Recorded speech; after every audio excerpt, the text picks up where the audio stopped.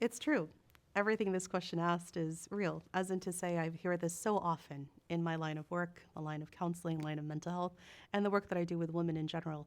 And this is not to blame men, it's just the reality on the ground that very often the responsibilities of feeding and of a family and caretaking of children fall on women primarily.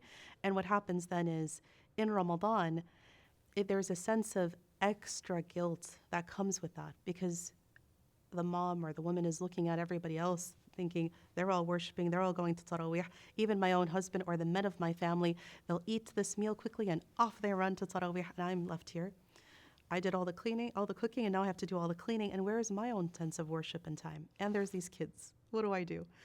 And so, this is where we say with my advice that I'm going to give here is practical, but may not be very popular. And this is a reminder that our life comes in stages, seasons. And when there are young children, it is very difficult actually.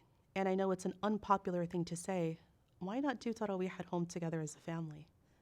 Not everyone's going to like this advice, but we've implemented this in my own home. And subhanAllah, it came at a time right after the pandemic because the pandemic forced us all on lockdown to be at home. We couldn't be at the masajid. And suddenly, the men of the family were leading the rest of the family in prayer.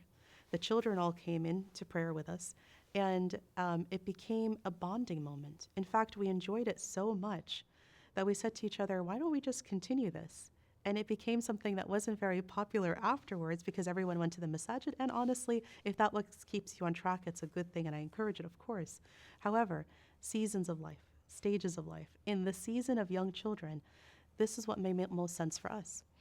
And I have to tell you, something about having the men of the family and the young boys of the family having to learn how to lead, even if they were going to read from that mushaf, according to some opinions where it's valid, but to do so even just with the small surahs they've memorized in the other opinions was incredible because they learned leadership, they learned family, and there was a sense of cohesiveness and bonding and a sense of, wow, everybody got their taraweeh. Everybody did their worship. Nobody ran off and left the others behind. And there was a communal sense of let's clean together, let's pray together, let's be together. And I'm reminding everybody, the sunnah of the Prophet ﷺ, and actually the way his life played out, is that he prayed the majority of Tarawih in his own home. It wasn't until the Khilafah of Sayyidina Umar, the Caliphate of Sayyidina Umar radiallahu anhu, that he brought Tarawih back to the masajid because he felt that people stopped doing the sunnah of praying on their own, the Tarawih, so he brought it back as a communal sunnah to pray together. But again, it is a sunnah, as in to say, you can pray at home and pray together at home. And if that's not possible, or if you're trying to follow a khatim at a masjid and you have a certain pacing that you're trying to do with the imam at the masjid, there's nothing wrong with that. However, be attuned to the others around you.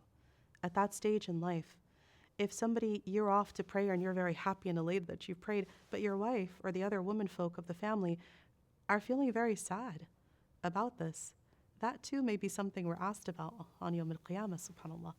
So to think about, well, what can I trade? And this is something else our family has done. We've traded. Some days the men go out, some days the women go out to pray. And maybe unpopular, but it works in our family. And I encourage everyone to think about creatively solutions that work in your family for your season and stage of life, because other stages will replace this later. There'll be other seasons when the children are grown, or there are no children in the home, and the masjid is all yours. But think about which season you're in and how to be devoted to Allah subhanahu wa ta'ala for everybody in that household, inshallah.